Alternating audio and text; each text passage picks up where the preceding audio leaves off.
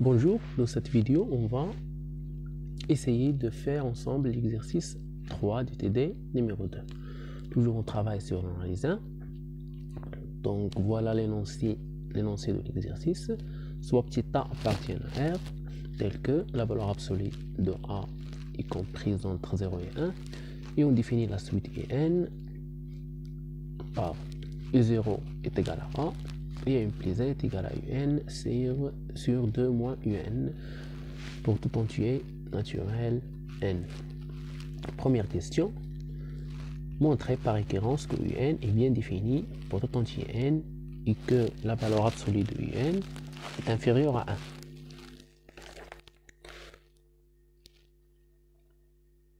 Donc on va utiliser la récurrence.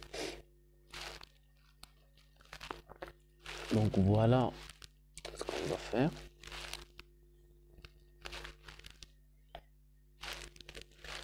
Donc la première question. On va d'abord définir Pn sur laquelle on va utiliser ou bien on va appliquer la récurrence. Pn ça sera Un est bien défini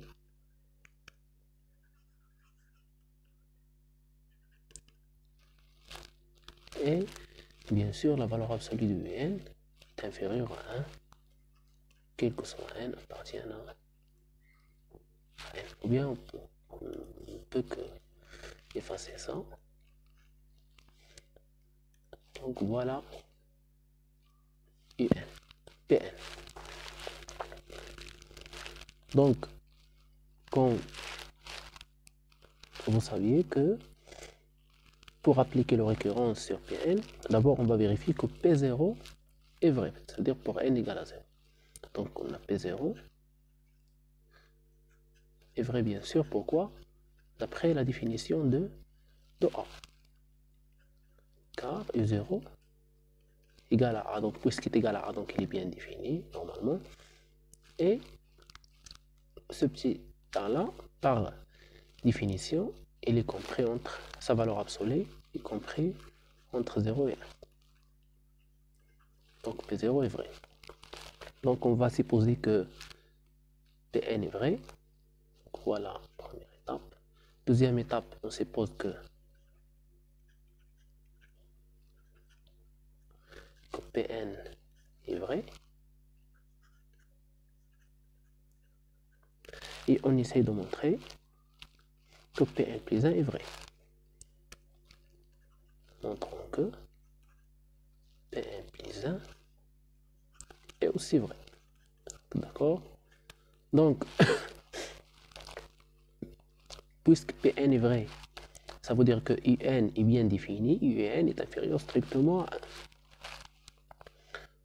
1. Donc, puisque Un est inférieur strictement à 1, donc on peut dire que, puisque la valeur absolue de Un est inférieure strictement à 1, on peut dire que Un est différent de 2. Puisque Un est différent de 2, alors on peut conclure que Un plus 1 est bien défini. Un plus 1 parce que Un plus 1 est égal à Un sur 2 moins Un. Puisque Un est différent de 2, donc Un plus 1 sera bien défini. Un plus 1 est bien défini. Donc voilà, pour montrer que P1 plus 1 est vrai, il faut montrer que Un plus 1 est vrai, et c'est ça ce qu'on a fait. Et après, il faut montrer que la valeur absolue de Un plus 1 est inférieure strictement à 1. C'est ça ce qu'on va faire maintenant.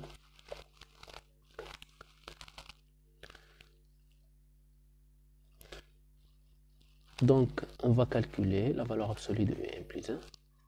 On a Un plus 1 égale. C'est bien sûr la valeur absolue de Un. On va faire entrer la valeur absolue dans en haut et en bas. Donc, Un plus 1 sur 2 moins Un. Et ceci est inférieur ou égal à la valeur absolue de Un sur la valeur absolue de 2 moins la valeur absolue de UN.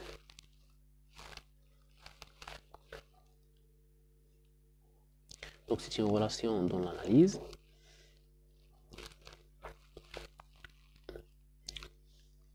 Si UN est négatif, donc la valeur absolue de 2 moins UN, ça sera supérieur à la valeur absolue de 2 moins la valeur absolue de UN.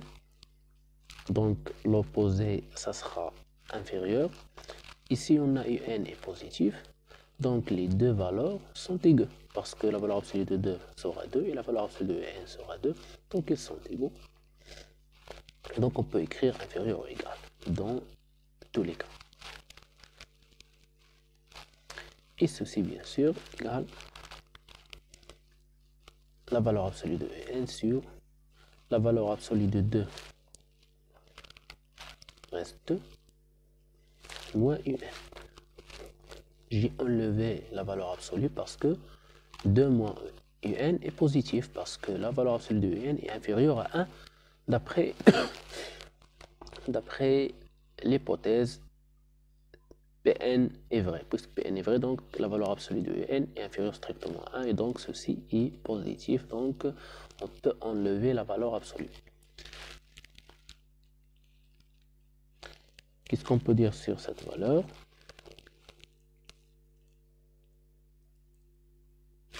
Donc voilà, on va voir. On a UN est inférieur à 1. Donc, du UN est inférieur à 2. Alors, la valeur absolue de UN est inférieure à 2 moins la valeur absolue de UN. Donc, on peut diviser par 2 moins UN, parce que UN est différent, la valeur absolue de UN est différente de 2, donc c'est la valeur absolue de UN sur 2 moins la valeur absolue de UN est inférieure strictement à 1. Et il est positif, bien sûr, parce que la norme est inférieure à 1. Et voilà ceci, ce n'est que la valeur absolue de UN plus 1. Alors, la valeur absolue de UN plus 1 est inférieure à 1. Donc voilà, on a montré que la valeur absolue de UN plus 1 est inférieure à 1. Et on a montré aussi que UN plus 1 est bien défini. D'où on a montré que Pn plus 1 est vrai, donc par récurrence, on peut dire que UN est bien défini pour tout entier N et sa valeur absolue est inférieure strictement à 1. Donc on va passer maintenant à la deuxième question. C'est de montrer que la suite UN est décroissante. Deuxième question. Donc comment on va montrer ceci?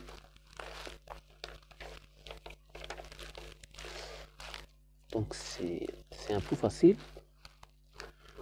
Donc puisqu'on a UN comme UN est supérieur strictement à 0, sa valeur absolue bien sûr.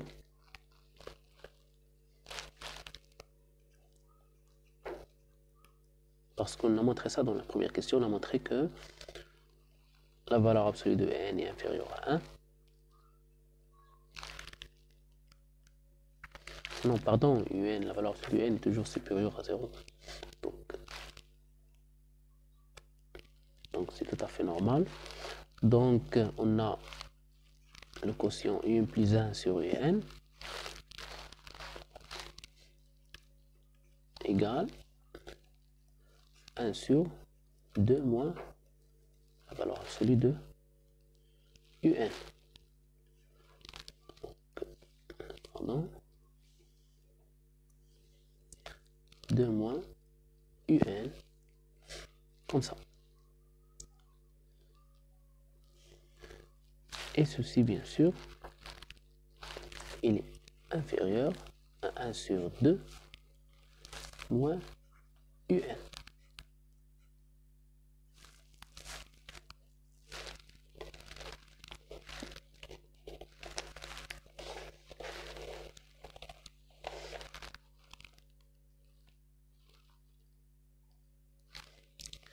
Et bien sûr, cette quantité-là, ça sera inférieur strictement à 1. Donc, on a déjà la valeur absolue de 2 moins UN est supérieure à 2 moins la valeur absolue de UN. Et donc, l'opposé, ça sera inférieur. Et cette inégalité-là, 1 sur 2 moins la valeur absolue de UN est inférieure à 1 quart, on peut la vérifier, car on a la valeur absolue de UN est inférieure à 1,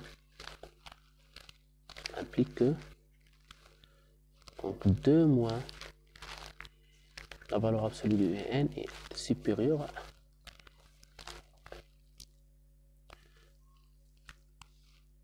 1. Donc c'est très bien, je pense. Donc on a montré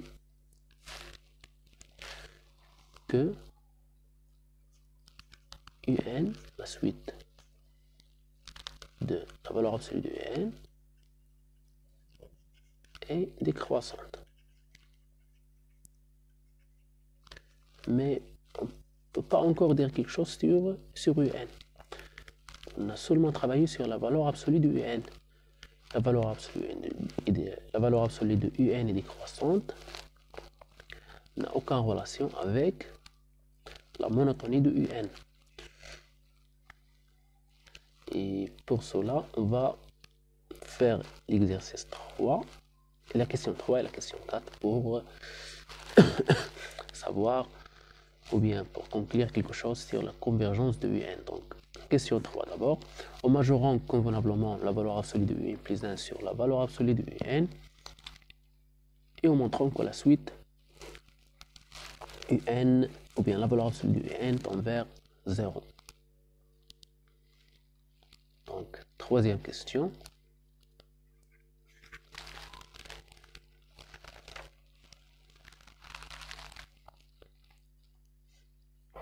Troisième question. Donc, d'après la deuxième question, on a la suite de la valeur absolue de UN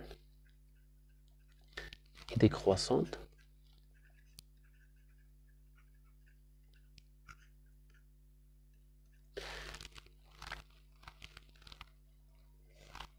Donc, automatiquement, on a UN, pardon,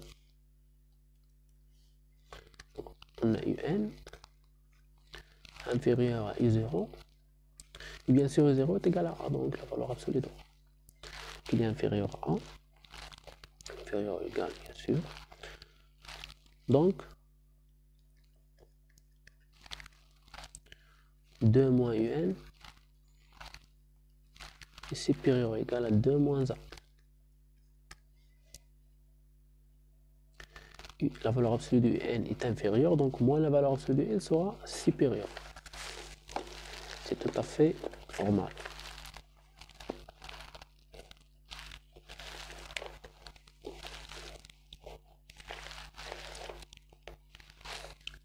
Donc ainsi on a. Donc le rapport que vous calculez, c'est UN plus 1 sur UN.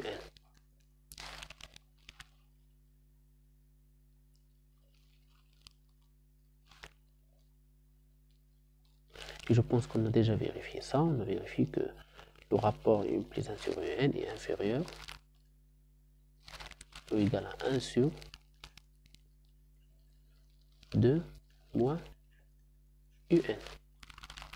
Comme vous voyez là, on a déjà fait ça. Est inférieur à 1 sur 2 moins la valeur absolue de UN. Et puisqu'on a 2 moins la valeur absolue de N est supérieur à 2 moins la valeur absolue de A, donc l'opposé, ça sera inférieur à 1 sur 2 moins la valeur absolue de A.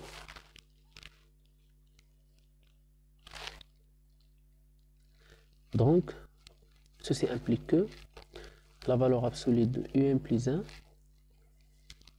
est inférieure ou égale à 1 sur 2 moins la valeur absolue de A multipliée par la valeur absolue de UN.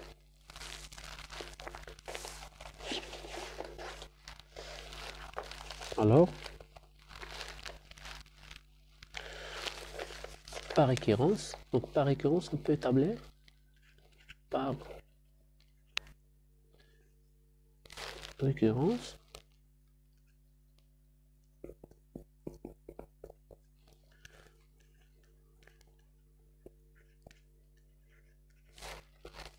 on peut établir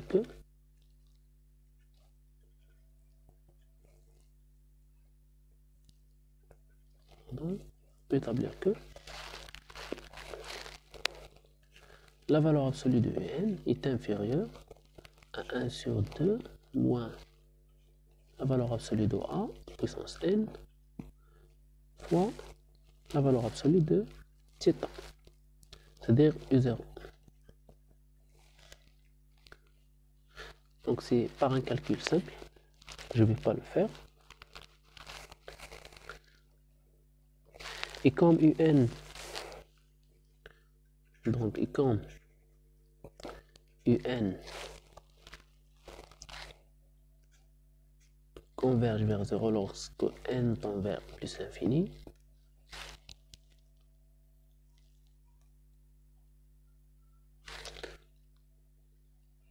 non, attends, pardon,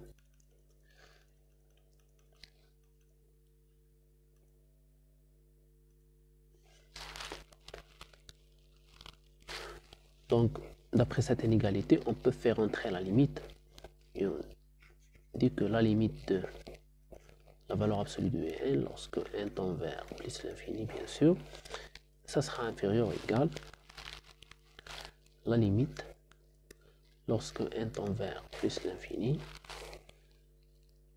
de a sur 2 moins a puissance n.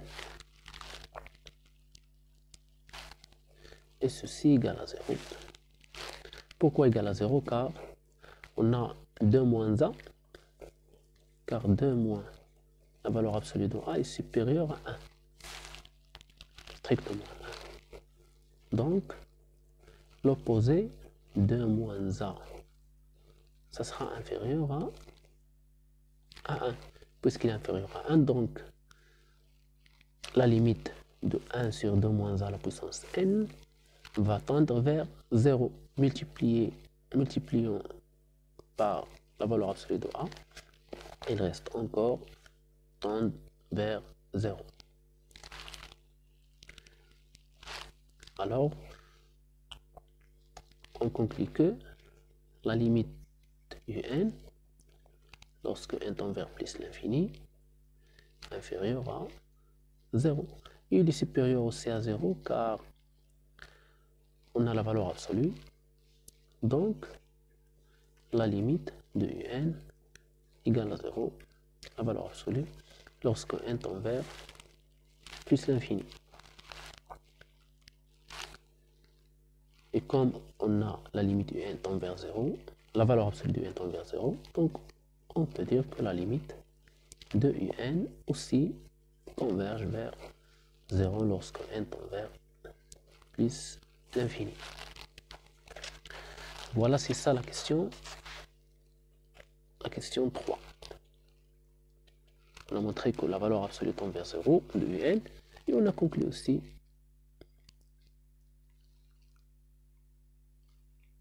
que UN converge vers 0 aussi.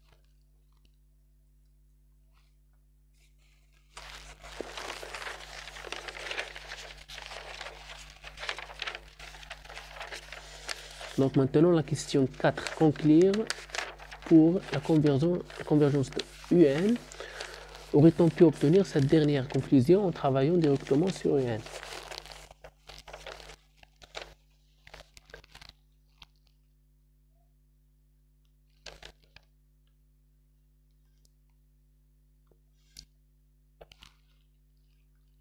C'est-à-dire, est-ce qu'on peut avoir le résultat, ou bien la limite de UN, sans passer par ces étapes-là? sortir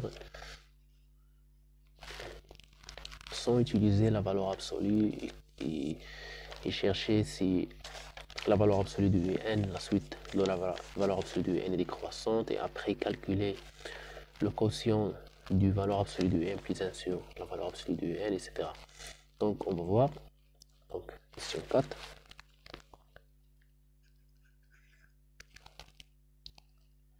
Donc on a toujours que un plus 1 sans utiliser la valeur absolue. Maintenant un plus 1 sur un égale à 1 sur 2 moins un. Ceci est positif, toujours car on a la valeur absolue de n est inférieure à 1, c'est-à-dire il est compris entre 1 et 1.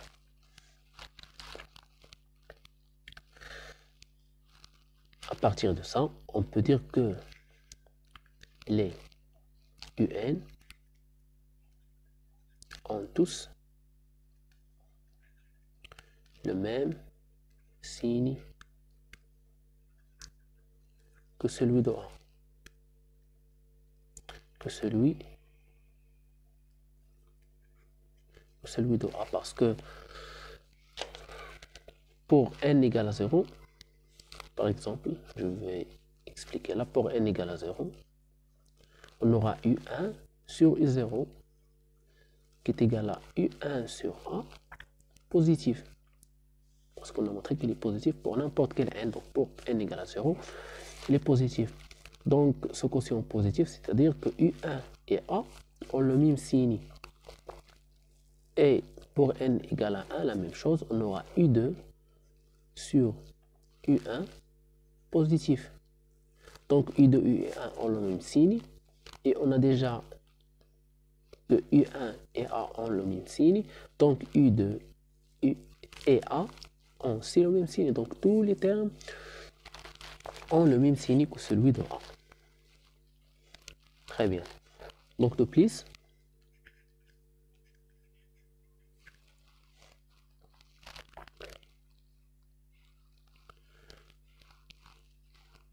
on va essayer de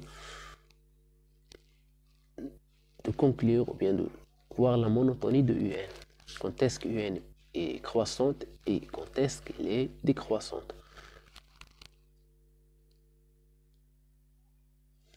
Donc, on va calculer UN plus 1 sur UN. Ceci égale à 1 sur 2 moins UN. Et ceci égale à 1 sur, je vais écrire 2, c'est 1 plus 1. Donc c'est 1 plus 1 moins UN. Et ceci est inférieur à 1. Pourquoi? On a 1 sur 1 plus quelque chose. Cette valeur 1 moins UN est positive car UN est inférieur à 1. Comme on a déjà vu. Donc ceci est positif, plus 1. Donc cette valeur 1 plus 1 moins UN est supérieure à 1, donc le quotient sera inférieur strictement à 1.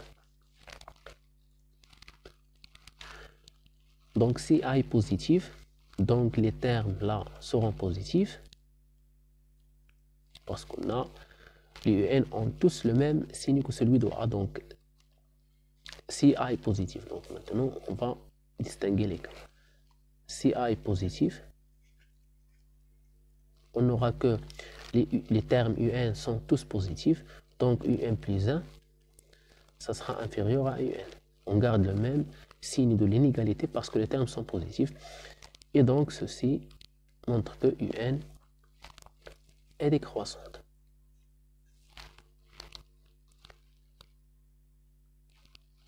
Mais si A est négative, donc les termes ont le même signe que A, que celui de A, donc le quotient, puisqu'il est inférieur à 1, donc quand on fait multiplier par UN dans les deux côtés, on aura UN plus 1 est inférieur et supérieur à UN. On change le signe de l'inégalité parce qu'on multiplie par une valeur négative et ceci implique que UN est croissante. C'est tout à fait normal parce qu'on a déjà montré que la valeur absolue de UN est décroissante. Imaginons que UN est positif, c'est-à-dire que A est positif, donc UN, ça sera ça va avoir le même signe que petit a, donc il est positif, donc la valeur absolue de n est un, et on va voir et on aura que un est décroissante, et a, comme on a dit, il est positif. Donc quand a est positif, un est décroissante, et c'est ça ce qu'on a vu là, quand a est positif, un est décroissante, c'est logique, donc il n'y a pas une contradiction.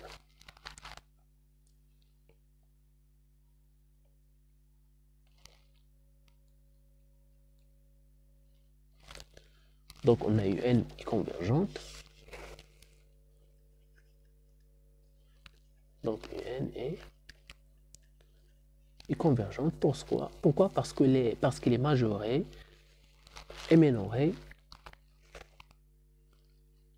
et c'est-à-dire il est borné et il est monotone, il est décroissante ou bien il est décroissant. Dans le cas où a est positif, il est décroissant, donc il converge, et dans le cas où a est négatif, il est croissante et converge aussi parce qu'il est borné. Donc la limite va vérifier quoi? La limite va vérifier que L 1 moins L égale à 0. Et ceci va impliquer que L égale à 0. Car L égale à 1 est impossible. Donc L égale à 0. Donc, pour répondre à la question 4, aurait-on pu obtenir cette dernière conclusion en travaillant directement sur un? Oui, on peut. Et c'est ça ce qu'on a fait. On a montré que un converge vers 0. L égale à 0, c'est la limite de un. Lorsque n tend vers plus l'infini. Et voilà, c'est ça l'exercice 3. À bientôt, merci pour votre attention.